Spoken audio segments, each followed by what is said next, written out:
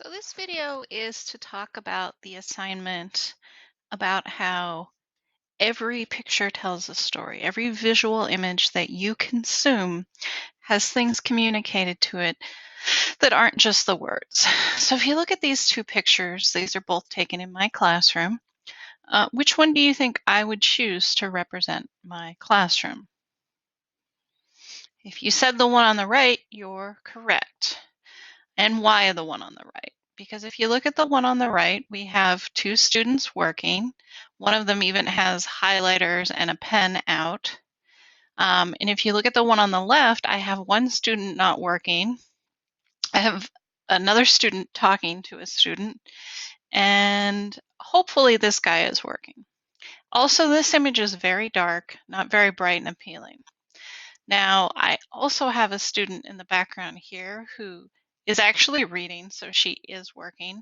But I might choose to crop this so that that student wasn't visible if I was going to use this as a presentation of my classroom. Bright, everyone's working, okay?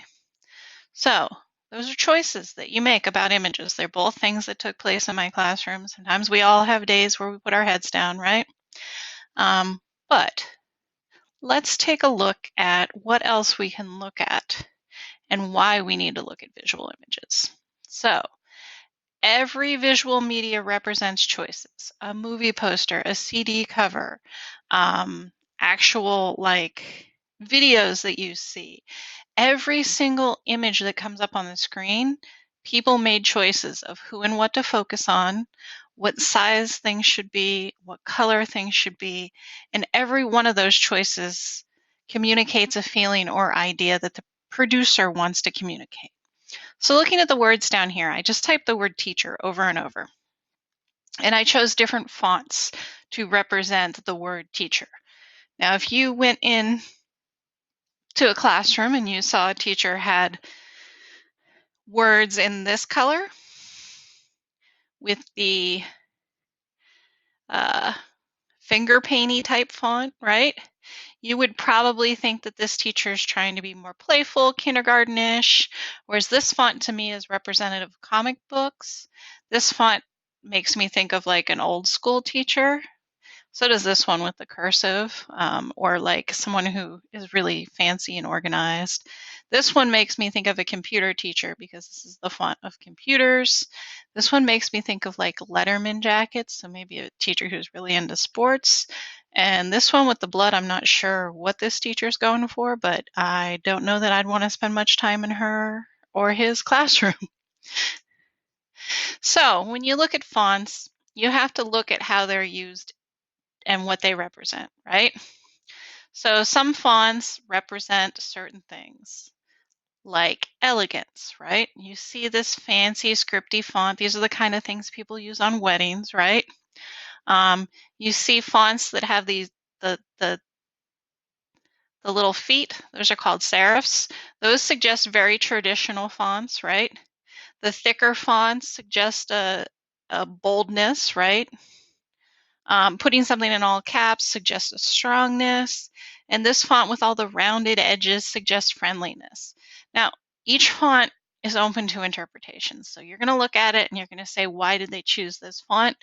And it's really going to have to be, you're going to have to think about what that font on your image looks like or makes you think of. Sometimes it might just be a very traditional font, and they might not be communicating very much with the font, just that it's traditional, ordinary, right? But even that choice communicates something.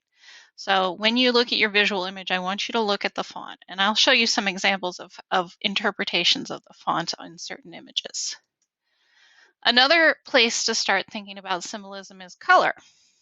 So certain symbols, certain colors have certain symbolism, right? So I took all those teachers and I put them in colors. This is a slide that you can come back to later. I'm going to put it in the template for this assignment. But, you know, black danger, uncertainty, distrust. I also certainly think of death as being related to black. Red, they say sin, evil, anger, maybe even violence. Whereas pink, which is very close to red, represents innocence and romance. So you add a little white to pink. I also think there's a certain implication of femininity with pink. So that's an interesting thing. Orange represents danger, unease. It doesn't always represent that to me. I also think of it as being sunny and sunshine sometimes. So, different interpretations. Maybe that's more ranging in the gold range of things. Yellow can be cheerfulness, joy. I think of yellow as a happy color. I also think of yellow as like a food color, but that's my own interpretation, right? We all have our own ideas of what a color means. So green, they suggest that green can mean decay, envy, disgust, wealth. Now, see, to me, green represents life. So when I see green in an image, I think of it as life, nature, that kind of thing. Blue, they say wisdom, comfort, and sophistication. Also blue, I think you think of like heroes, especially like a darker, richer blue. Purple, they say royalty, decadence. I also think of like creativeness with the color purple. But these are all just things that I associate or that have been commonly associated. So if you see with these how there's lots of pop cultural references where you see this come up time and time again, right? These colors have these feelings. You see them over and over again, okay? So the choice of color and what colors they use to represent things means something. They're choosing these images. Another thing you can look at is just what's in there. Is there an animal? Every animal represents something.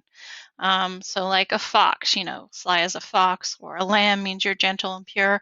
All of these, a lot of people know, right? A dove represents peace, owls are wise, lions are noble, they're the king of the jungle. These are all animal symbols that we accept. The snake represents evil, right?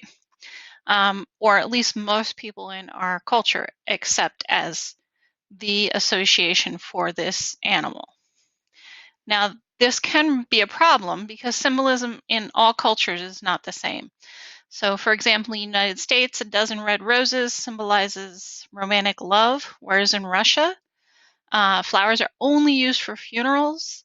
And if you gave an even number of flowers, it would be like sending someone a funeral bouquet.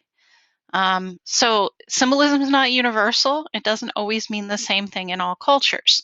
So it is helpful for you to think about what culture your media image was taken from. Most of yours are going to be from the dominant United States culture, but some of them might not be. Maybe you're into anime and you're choosing an image from that, and you might think about the difference of, well, what does this image represent in this culture? So that gets to an idea. Sometimes you won't even know, like, what does this symbol mean? So I suggest to you that you take and look up symbolism, meaning of whatever it is. So what's the symbolic meaning of this thing? So I did the symbolic meaning of a sword. I did it in literature. Right away, I found that it might represent power, liberty, and strength. Does that make sense with my image? We'll see. But this is a good way. You might just say, well, why did they have this on there if you don't know why an image is on there? Or what might this image represent? Because remember, they chose to put that thing on there. We're going to talk about a couple specific examples of interpretation. So first off, we have a description of what's going on.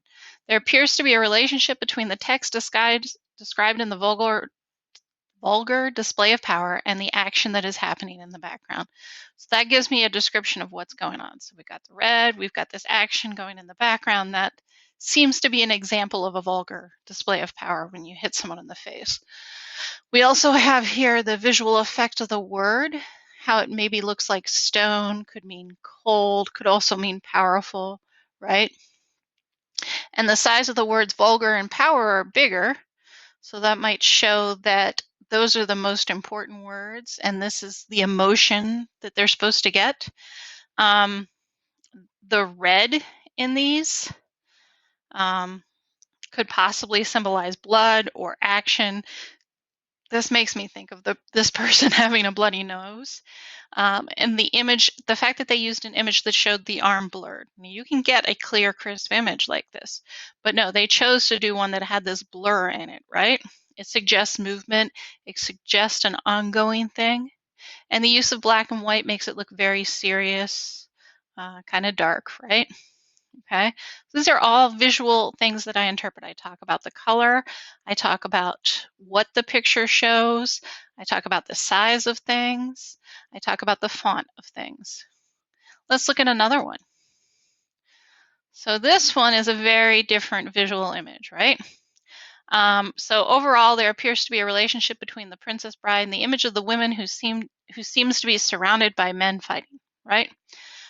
So I can interpret that the size of the character and the fact that he's holding a rock while others have swords suggests this movie has violence and not all fights are evenly matched. In contrast, this character has a smile that suggests that he is not serious or is a good guy. So that, he looks very violent. He's holding this rock up like he's going to hit someone, but then he's got this smile that contrasts with it. And the way he's so big makes him sort of look bigger than him, although these people are bigger, and that makes me think they have higher priority, but I'll get to that. The use of the sunset might indicate that this image is a romance or a fairy tale or even has a happy ending for the couple. So that's what I take from this sunset, right? And the color being yellow or even gold could reflect happiness, could reflect money. So there could be a relationship between this and money. And this font is very traditional, which suggests to me that this is a very traditional story. Now this character right here having his sword raised suggests to me that he might be the hero of this story. And I didn't put this in, but I think that she might be the princess. She's the only woman on the screen, and she seems to be the largest character here, right? Her face is even larger than his, and he seems to be the hero, right? The fact that he's looking straight on at the audience, he has a very serious look about him, tells me that he's the hero and he's fighting for this princess, right? At least that's what I get from this. He's going to take you on. While this guy up here has a look on his face that looks really pretty humorous. He has the sword raised, but the look on his face does not suggest violence to me. It's more like questioning. So it's just a really interesting juxtaposition. These guys back here not looking serious, and these guys up here looking very serious. And that's what I take from the visual interpretation of this image. Now here's something entirely different from that. So another one. Now I'm just going to go through this one quickly. We have this whole upside down effect, which is definitely chosen by these producers, because as below, so below. This story is talking about what's underneath Paris, but they have it flipped, right? So that definitely has a suggestion. This strong use of red and black means something. And the use of black in the art might suggest darkness in the catacombs. So as you look at this poster, you can also notice not just the red and the black and the darkness, but this font has strikes through it, which suggests like a distressness or an agedness to me. So those are all things that I notice and observe, and later on you can go back and read exactly what I wrote about what each of these things mean. I have one more example to show you, and this one is from a movie that I think most people have probably seen. And all the things that we can figure out from this, it's very traditional. We have the very traditional Titanic font, somewhat elegant, maybe fancy even, okay? The picture shows them dancing and holding hands, so this suggests the relationship between them. She is decked out in jewels and a dress, and he has very simple clothes on. There's definitely a suggestion of the contrast between them. And they're presented as bigger than the boat. So they're the story, right? Titanic is just the vehicle. But then down here we have this darkness. It's almost black, blue, black, dark ocean crashing onto the ship that might imply the vulnerability of this ship. So I've given you several examples of how I do a media interpretation. Now is your chance to find a visual media and do an interpretation of it. Good luck. I hope you do great. Make sure you remember to address the visual weight. What's the biggest thing and why? The font. Why do they choose to make the words that way? Uses of color and any objects that you think might symbolize something. Do great.